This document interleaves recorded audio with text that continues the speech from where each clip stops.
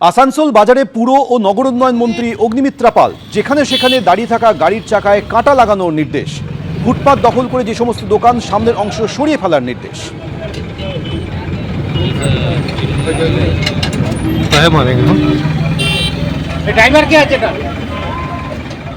মমতা বন্দ্যোপাধ্যায়ের আমলে সরকারের আর্থিক দুর্নীতি খুঁজতে শ্বেতপত্র প্রকাশের বৈঠক এবার নবান্নে বিশেষ মন্ত্রীগোষ্ঠীর বৈঠক ছিল এবং সেই বৈঠকে অর্থমন্ত্রী স্বপন দাশগুপ্ত, শিল্প বাণিজ্য মন্ত্রী তাপস রায় সহ দিলীপ ঘোষ সহ আরো অনেক মন্ত্রীরা উপস্থিত ছিলেন।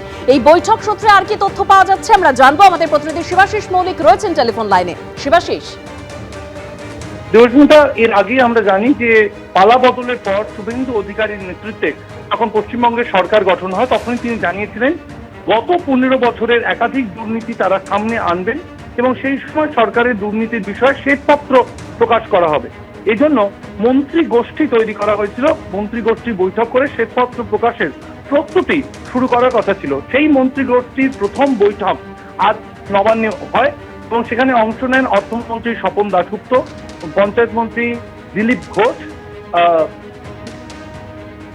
তারা উপস্থিত ছিলেন এবং তাপস রায়, শিল্পমন্ত্রী তাপস রায় উপস্থিত ছিলেন, অরূপ দাস উপস্থিত ছিলেন এবং দীপক বর্মন উপস্থিত ছিলেন। এই মন্ত্রীরা সেখানে উপস্থিত ছিলেন। মন্ত্রীগোষ্ঠীর প্রথম বৈঠক আজকে হয় নবান্নে।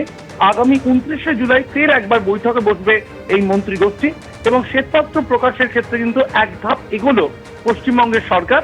গত সরকারের আমলে কি কি দুর্নীতি হয়েছে তার প্রাথমিকভাবে একটি শ্বেতপত্র প্রকাশ করা হবে এবং সেই শ্বেতপত্র প্রকাশের কাজ আজ থেকে শুরু করা হলো বলতে গেলে মন্ত্রীগোষ্ঠীর এই বৈঠকের মাধ্যমে। আগামী 29শে জুলাই ফের তারা বৈঠকে বসবেন এবং সেই বৈঠকে আরো আলোচনা হবে। খুব সম্ভবত আগামী কয়েক মাসের মধ্যেই এই শ্বেতপত্র প্রকাশ হতে চলেছে। দেবস্মিতা, ধন্যবাদ শিবাশিস। আর এই শ্বেতপত্র প্রকাশ নিয়ে আগে ঠিক কি বলেছিলেন অর্থমন্ত্রী স্বপন দাশগুপ্ত শোনাবো। অনেক ডিপার্টমেন্টের এক এক করে শ্বেতপত্র বা হোয়াইট পেপার আনবো, যে ধরনের দুর্নীতি হয়েছিল সব ডিপার্টমেন্টে, কোনো ডিপার্টমেন্ট বাদ যাবে না। কোনো ডিপার্টমেন্ট বলবে যে তাদের রিক্রুটমেন্টের মধ্যে এত দুর্নীতি কেন হয়েছিল, আর সব ডিপার্টমেন্টই কন্ট্রোলার আর অডিটর জেনারেলের যে রিপোর্টগুলো এসছে, যেগুলো আপনারা দেখতে পাননি এতদিন ধরে, আমরা কেউই দেখতে পাইনি, সেইগুলোকে আমরা পাবলিশ করে দেখাবো। এবিপি আনন্দ, এগিয়ে থাকে, এগিয়ে রাখে।